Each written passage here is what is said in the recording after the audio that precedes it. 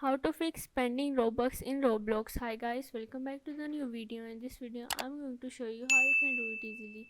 So the steps are very easy and simple, so now let's get started. First of all, you have to go on the Roblox account,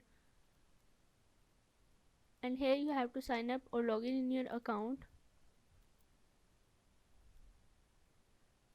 Now you have to click on these three buttons and go on the gift cards.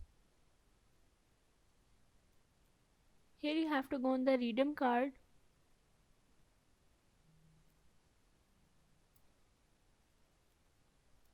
Now here you have to enter your gift card virtual item or also add the promo code below.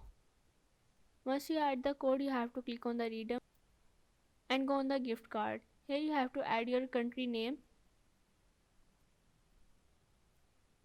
You can also buy the redeem card for yourself.